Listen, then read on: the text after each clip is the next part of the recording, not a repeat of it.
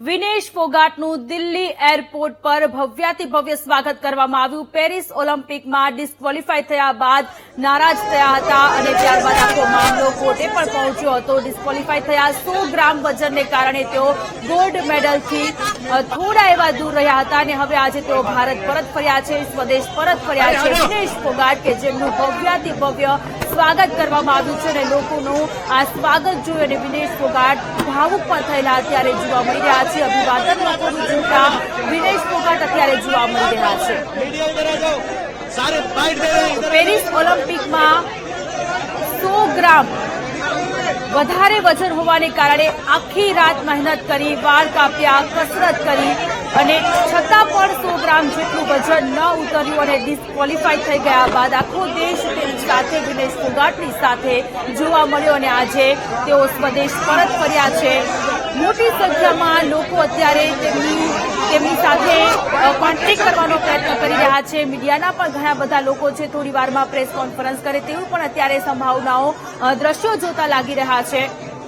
દિલ્હીમાં ભવ્યાતિ ભવ્ય સ્વાગત કરવામાં આવ્યું છે। ગઈકાલે પ્રધાનમંત્રી નરેન્દ્ર મોદીએ પણ વિનેશ ફોગાટની સાથે વાતચીત કરી હતી। પેરિસ ઓલિમ્પિકમાં જેટલા પણ ખેલાડીઓએ ભાગ લીધો હતો તે તમામ ખેલાડીઓ સાથે પ્રધાનમંત્રી નરેન્દ્ર મોદીએ વાતચીત કરી હતી અને સ્પેશિયલી વિનેશ ફોગાટની સાથે તેમણે હિંમત રાખવા માટેની પણ તેમણે વાત કરી હતી। વિનેશ ફોગાટ કે જો 100 ગ્રામ વજનના કારણે ડિસ્ક્વોલિફાય થઈ ગયા બાદ તેમણે કુસ્તીથી સંન્યાસ લેવાની વાત કરી હતી, પરંતુ લોકોના મનમાં હજુ પણ એવું છે કે વિનેશ ફોગાટ હજુ પણ કુસ્તી રમે અને હજુ પણ ઘણા બધા મેડલ્સ ભારતના નામે જીતીને લાવે આ પ્રકારની આશા અત્યારે લોકો કરી રહ્યા છે। ત્યારે દિલ્હીમાં વિનેશ ફોગાટનું એરપોર્ટ પર ભવ્યાતિ ભવ્ય સ્વાગત કરવામાં આવી રહ્યું છે। આ દ્રશ્યો અમે આપણા સુધી પહોંચાડી રહ્યા છીએ।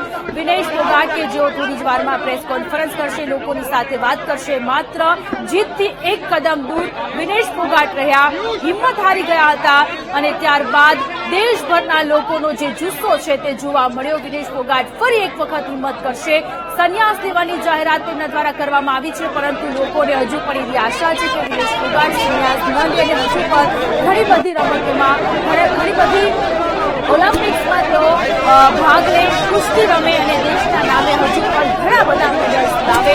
માત્ર ને માત્ર 100 ગ્રામ વજન વધારે હતું, આખી રાત મહેનત કરી, વાળ કાપ્યા, લોહી પણ કાઢ્યું હતું અને છતાં પણ 100 ગ્રામ જેટલું વજન ન ઉતર્યું। આખી રાતની મહેનત છતાં પણ 100 ગ્રામનું વજન ન ઉતરતા તેઓ ડિસ્ક્વોલિફાય થયા હતા। ત્યારબાદની જે જંગ હતી, સિલ્વર મેડલ માટેની જંગ હતી, કોર્ટમાં પહોંચ્યા હતા, કોર્ટમાં લડત લડ્યા, પરંતુ સિલ્વર મેડલ પણ તેમને ન મળ્યો અને હવે પેરિસ ઓલિમ્પિકમાંથી તેઓ ડિસ્ક્વોલિફાય થયા બાદ ગઈકાલે પ્રધાનમંત્રી નરેન્દ્ર મોદીએ ઘણા બધા પ્લેયર્સની સાથે વાતચીત કરી હતી।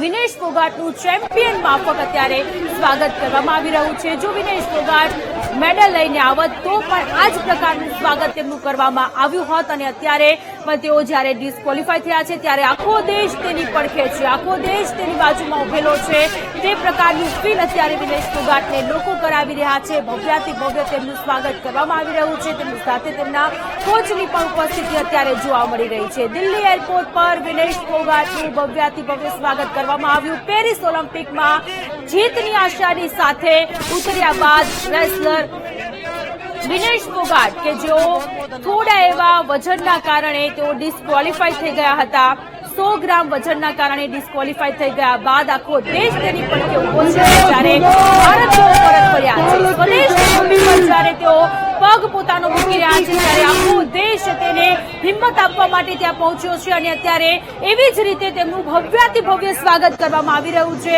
જેવી રીતે કોઈ મેડલિસ્ટનું સ્વાગત કરવામાં આવી રહ્યું હોય, કારણ કે માત્ર ને માત્ર 100 ગ્રામ જેટલો વજન વધારે હતો।